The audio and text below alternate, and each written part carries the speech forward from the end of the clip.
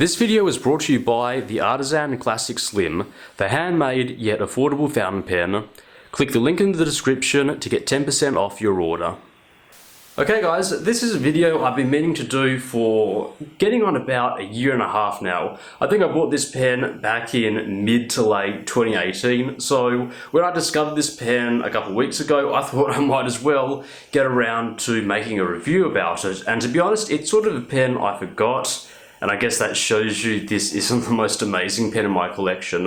And before I show you the pen, I want to talk about pen materials, more specifically the body, because you can go through a lot of materials. There's lots of them out there. There's plastic, and that breaks down into ABS, acrylic, Makrolon, or you can go for stainless steels or brass or aluminium. Now, one of the more exotic materials is ebonite, and an even more exotic material is celluloid acetate. And celluloid acetate is, to pretty much skim over it, a material that you really don't see on many modern pens for several reasons. First of all, it's not the cheapest material to make. It's pretty labor intensive considering the videos I've seen about it online.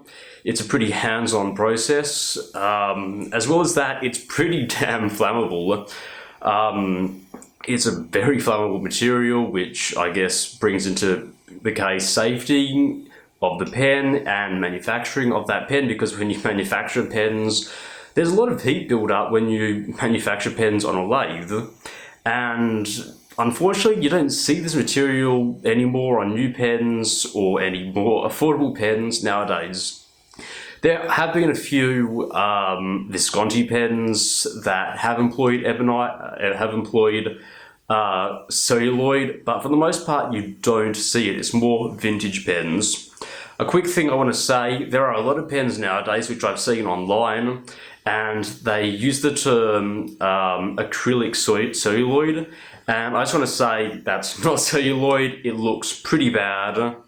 No, I hate it when I see those pens because it always gets my hopes up, but no, that stuff is not celluloid. This pen here, however, is celluloid. This is a Wingsung fountain pen. It's the Wingsung 322 fountain pen, and it uses one of my favorite styles of celluloid, because celluloid is probably one of the most beautiful materials a fountain pen can be made of. You can get stacked celluloid, crushed celluloid, celluloid that's just a single color. This here is crushed celluloid, and I think it's just beautiful. I see so many fountain pens out there, a lot of retro Parkers that use this material, and I just think it is amazing. I really wish fountain pen manufacturers could use this material, but unfortunately, because it is scarce, those pens are very expensive.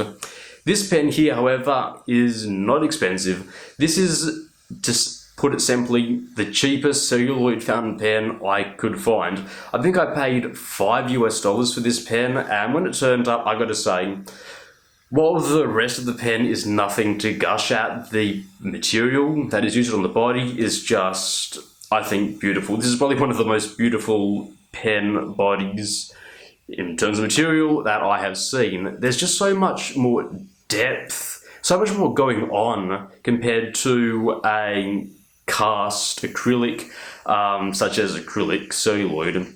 It really is beautiful, and unfortunately this pen is rather let down by the rest of the pen, the cap, the overall ergonomics. I'm just not a huge fan of it. So a little bit of history about this, because you're not going to see too many of these fountain pens on, I bought this on AliExpress for about $5, and the thing is, these fountain pens aren't really manufactured anymore from what I could see. This is actually an older Wingsung, because I know there are a lot of videos out there that could delve into the subject a lot better than I could, but Wingsung, who make the nicer fountain pens, I believe, they have been around for quite some time. I believe they're part of the Hero, the Shanghai Hero fountain pen company, and they've been manufacturing these pens, well, fountain pens, for quite a while. And in the 90s, which is when this fountain pen was apparently made, They were making these pens out of celluloid when I guess it was a bit more of an abundant material. And unfortunately, I've said this many times, but newer Chinese fountain pens are really nice, especially pens that are made post, I guess, 2018. Though a lot of the Chinese fountain pens, especially cheaper fountain pens that were made before 2015, 2017, 2018, really do lack in terms of quality control, build materials, and unfortunately this fountain pen suffers from a lot of those issues. So let's talk about it. First of all, ergonomics, let me quickly gloss over them. This is a very slim fountain pen. It is probably one of the more slim fountain pens that I have, and I like slim fountain pens, don't get me wrong, but there's just nothing amazing about this. There are a lot of sharp edges and sharp corners on this pen, so when you hold it, it's just not very nice. I'm sure you could use it for a long period of time. I certainly haven't used it for long periods of time because of the nib, and I'll get into that later, but honestly, it's alright, it's not terrible, but just a few sharp burrs and nicks, which I have taken down with a little bit of sandpaper, really do spoil this. Now, the section of this fountain pen is actually seen on a lot of other older Wingsung fountain pens. This section and this cap you can find on a lot of older, more cheaper fountain pens. It's just that the body is different.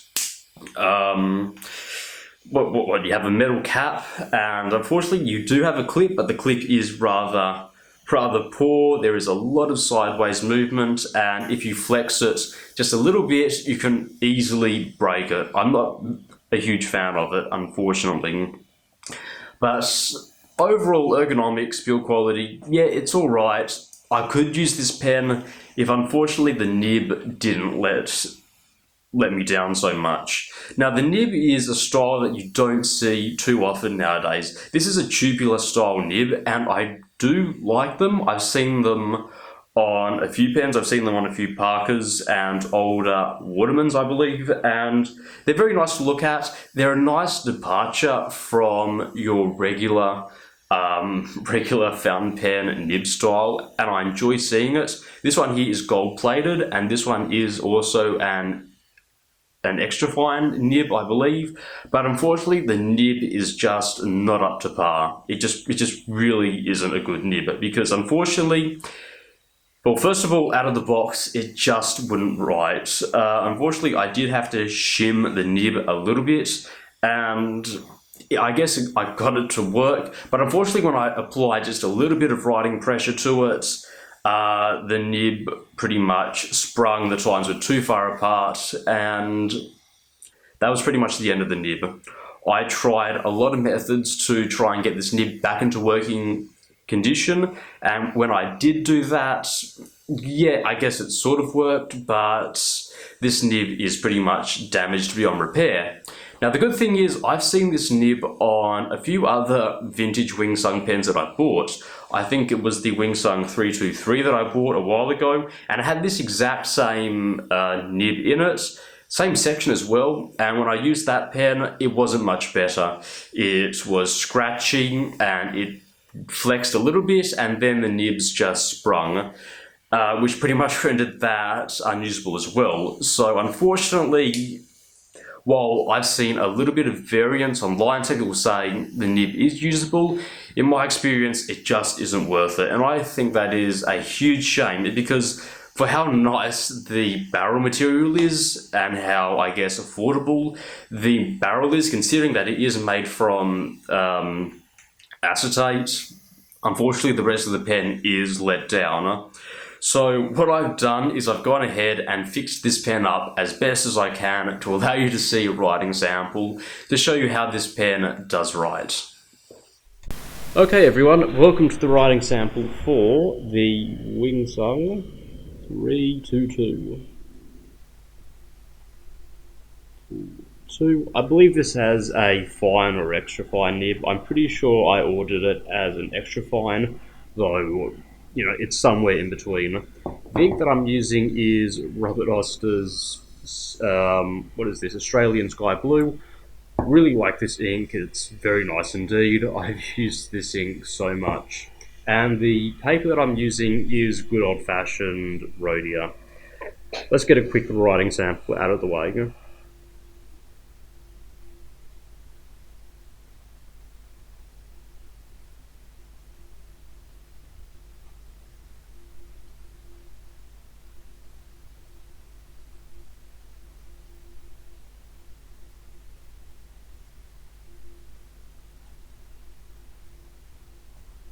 And as you can see in that writing sample, this pen writes alright. I was doing a lot of ranting before, and this pen just happens to write okay after you spend 20, maybe 30 minutes trying to get the nib tines to actually come together.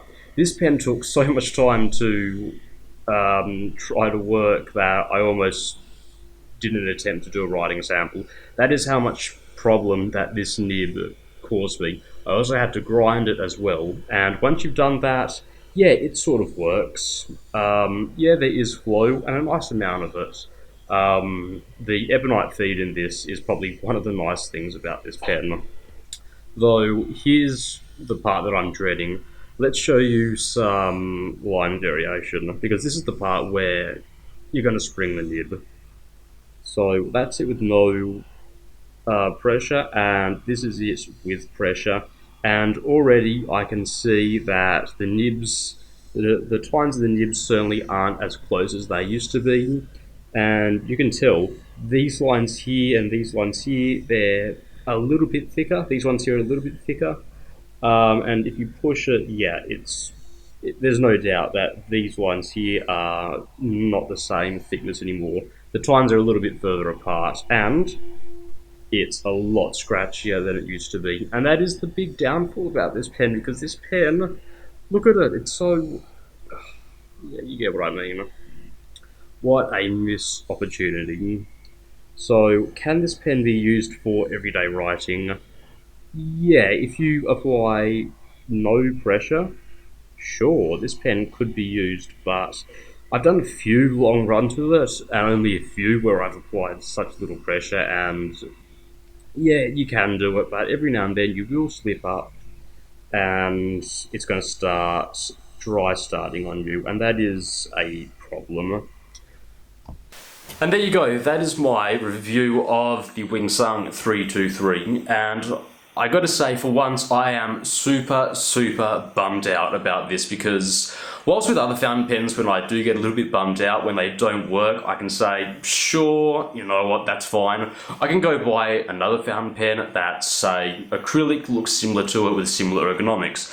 But for this, there really isn't much out there that's affordable and uses celluloid acetate, which is a damn shame, because there was so much potential in this pen. But unfortunately, as I've always said, the most important thing about a pen is its nib. If the nib sucks, I'm not going to use it. And unfortunately, because this uses such a unique style nib, you can't really find a nib to replace it with as easily as, say, swapping out a nib on a regular Jinhao. So unfortunately, I don't know what I'm going to do with this pen. So I'm just going to leave it at that.